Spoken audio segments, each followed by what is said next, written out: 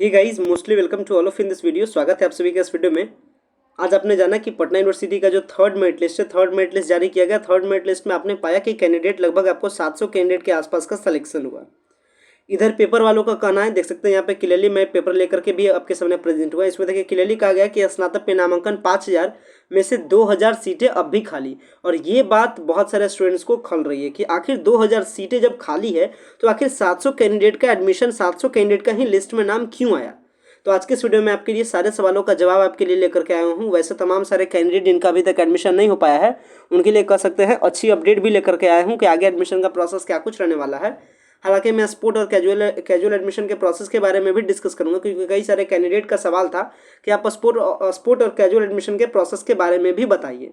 और सबसे the most important, वैसे तमाम सारे कैंडिडेट का जिन्होंने चॉइस फिलिंग भी नहीं किया था उनके लिए, क्योंकि पीयू में सिंडिकेट की बैठक होने वाली है 16 अगस्त को, और 16 अगस्त की बैठक में बहुत सारे पॉइंट पर डिसीजन लिया जाएगा और इसमें एडमिशन के प्रोसेस के बारे में भी डिसीजन लेने साथ में वैसे तमाम सारे कैंडिडेट जो कक्षाएं के बारे में पूछ रहे थे, यानी क्लास कब से आपका चलेगा, तो क्लास का भी अपडेट इसी के वीडियो में है। तो आज के इस तमाम सारे वीडियो में पटना यूनिवर्सिटी के यूजी एडमिशन से रिलेटेड तमाम सारे अपडेट के बारे में इस वीडियो में हम लोग कवर अप करेंगे। सो गाइस, अगर आप चैनल पर नए हैं तो चैनल को जरूर सब्सक्राइब कीजिएगा ताकि फर्दर एंड फ्यूचर तमाम सारे अपडेट आपको टू द टाइम मिल सके। प्लस आपको वीडियो पसंद है तो वीडियो को लाइक भी जरूर कीजिएगा। चलिए चलते हैं एक एक करके। पहले आपको सीट का कैलकुलेशन मैं आपको समझाता हूँ। अगर मैं अपने रिपोर्ट के बारे में बात करूं तो मैं इस पटना यूनिवर्सिटी के यूजी एडमिशन के पूरे एडमिशन कवरअप को कवर कर रहा था और हर एक एडमिशन रिपोर्ट को मैं मेंटेन कर रहा था अपने डायरी में। अगर मैं रिपोर्ट के बारे में बात करूं तो इसके अकॉर्डिंग जो भी सीट है वो पटना विश्वविद्यालय में लगभग आपको 4796 सीट है। इसको यहाँ पे पेपर में बताया जा रहा है कि लगभग आपका एडमिशन कितना सीट है, तो 5000 सीट यहाँ पे पेपर में बताया जा रहा है। तो ये भी बात सही है, 4796 सीट को, यानी लगभग तकरीबन कर सकते हैं 5000 के आसपास सीट है पटना विश्वविद्यालय में। और इस पटना विश्वविद्यालय के 4796 एडमिशन में से अगर बात अब तक एडमिशन कितना हुआ है तो 2633 एडमिशन आपका कंप्लीट हुआ था फर्स्ट मेरिट लिस्ट में। ये बात भी मैंने आपको बताया था जब हम लोग एडमिशन के रिपोर्ट को देख रहे थे, यानी पर डे जब मैं आपको एडमिशन के बारे में बताता था तो उस टाइम मैंने आपको बताया था कि जो टोटल एडमिशन आपका कवरअप हुआ है वो आपका हुआ था 2633। इसके बाद अगर बात की जाए आपका जो करेंटली यानी जो सेकंड लिस्ट में जो एडमिशन हुआ वो समथिंग आपको 500 के आसपास सेकंड मेरिट लिस्ट में एडमिशन हुआ, यानी कह सकते हैं लगभग 3033, यानी आप रखिए 3100 एडमिशन आपका कंप्लीट हुआ सेकंड लिस्ट तक आते आते। यानी सेकंड लिस्ट जब आपका कंप्लीट हुआ तो आपका 3100 एडमिशन उस टाइम तक आपका हो चुका था, यानी 3100 एडमिशन आपका सेकंड लिस्ट तक आपका कंप्लीट हो चुका था। अब सीट रहा 5000 यानी 4796 सीट है। अगर आप इसे सब्ट्रैक्ट कीजिएगा तो आपको समथिंग मिलेगा 2000 के आसपास सीट। अब इसी 2000 सीट के लिए आज पेपर में यह प्रभात खबर कवर किया कि आपका जो सीट बचा है वो आपका 2000 बचा है, लेकिन अभी कैंडिडेट का मात्रा अलॉटमेंट 700 कैंडिडेट का। ऐसा क्यों, इसके समझिए।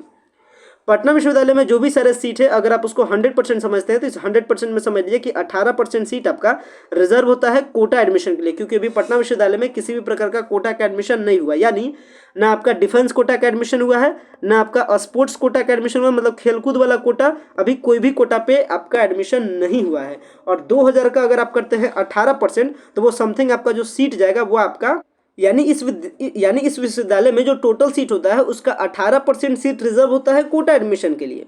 तो लीगली 700 कैंडिडेट का इसलिए अलॉटमेंट किया गया है क्योंकि अभी जो यूनिवर्सिटी के पास लगभग 900 के आसपास सीट रखा गया है कोटा एडमिशन का, क्योंकि अगर आप 5000 सीट का और ऑन एन एवरेज 5000 सीट का अगर आप करते हैं 18% तो आपको मिलता है 900 सीट, यानी 900 सीट अभी रखा गया है कोटा के एडमिशन के लिए। तो अभी कोटा का एडमिशन कंप्लीट नहीं हुआ है इसलिए यहाँ से सीट रखा गया है। तो टोटल सीट है आपका 4796 में से अभी आपका समथिंग एडमिशन हो चुका है 3100, तो अभी इसके पास सीट बचता है 1600। और अगर आप इस कैलकुलेशन को कंप्लीट करते हैं तो 700 कैंडिडेट का भी अलॉटमेंट आया है, 900 सीट आपका रखा गया किसके लिए, कोटा के एडमिशन के लिए। तो कह सकते हैं इस 700 सीट के अलावा अभी भी विश्वविद्यालय के पास 900 सीट है कोटा के एडमिशन के प्रोसेस के लिए, और अभी थर्ड मेरिट लिस्ट आया है 700 सीटों पर। अगर 700 सीटों के बाद मान लेते हैं कि अगर आपका एडमिशन कंप्लीट होता है, मान लेते हैं कि यहाँ से अगर 400 के आसपास भी सीट बचता है आपका, तो 400 यहाँ से सीट निकल करके आएगा और कोटा एडमिशन से भी समथिंग आपको 500 के आसपास सीट निकल करके आएगा। तो कह सकते हैं 900 से लेकर के 1000 के आसपास का सीट अभी भी बचेगा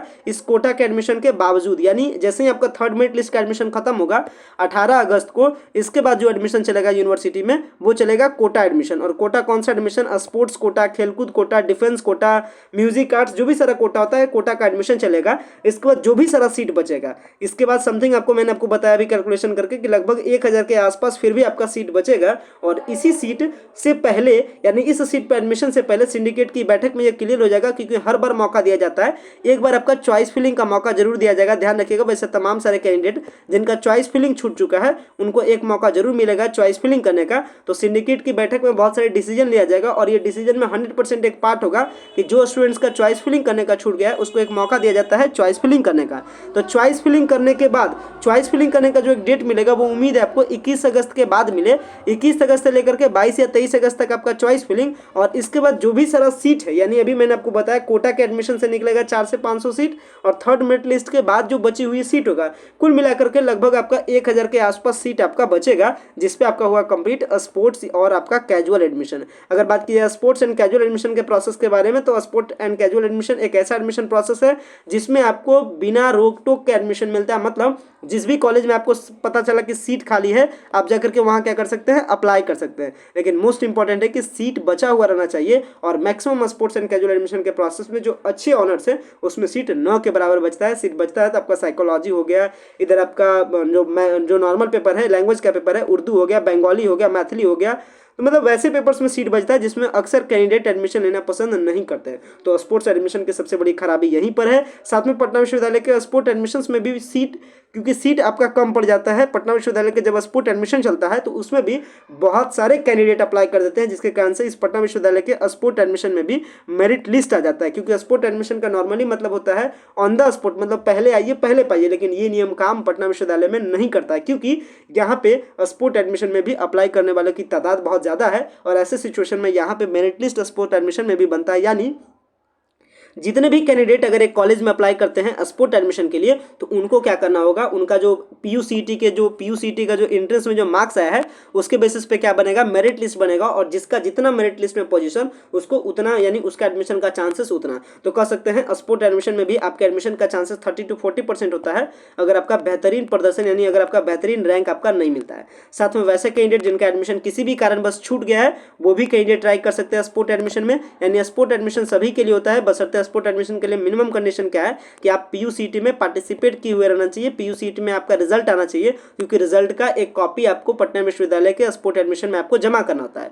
अगर बात करें स्पोर्ट एडमिशन की प्रक्रिया के बारे में, तो ये आपका 25 अगस्त के आसपास आएगा। और बात करें प्रोसेस किससे कंप्लीट होगा, तो प्रोसेस आपको हर कॉलेज अलग अलग तरीके से लेती है, और sport admission freely college conduct करती है। यूनिवर्सिटी का किसी भी प्रकार का भागीदारी स्पोर्ट एडमिशन में नहीं होता है। तो स्पोर्ट एडमिशन का कह सकते हैं हेड आपका उस कॉलेज का प्रिंसिपल होता है जहां पे ये एडमिशन का प्रोसेस कंप्लीट होता है। तो कॉलेज का प्रिंसिपल जिस प्रकार से चाहते हैं उस प्रकार से आपका स्पोर्ट एडमिशन का प्रोसेस कंप्लीट होता है। कहीं पे स्पोर्ट एडमिशन का फॉर्म निकलता है, कहीं पे लेटर जमा करना था, लेकिन मिनिमम कंडीशन, सबसे मोस्ट इंपॉर्टेंट कंडीशन क्या है कि आपके पास हर हालत में पीयूसीटी का रिजल्ट होना चाहिए, जिसको आप स्पोर्ट एडमिशन वाले फॉर्म के साथ पिन अप करके कॉलेज के काउंटर पर जमा कीजिएगा। इसके बाद कॉलेज का क्या करेगा, कॉलेज का एडमिशन कमेटी मेंबर एक लिस्ट निकालेगा, और जिस कैंडिडेट का लिस्ट में नाम रहेगा उसका स्पोर्ट एडमिशन में एडमिशन कंप्लीट होता है। तो ये स्पोर्ट एडमिशन की प्रक्रिया का प्रोसेस रहा था, जो मैंने आपको बताया। डेट भी मैंने आपको एक्सपेक्टेड बता दिया, सीट के बारे में भी मैंने बता दिया, और क्लासेस के बारे में आप समझिए।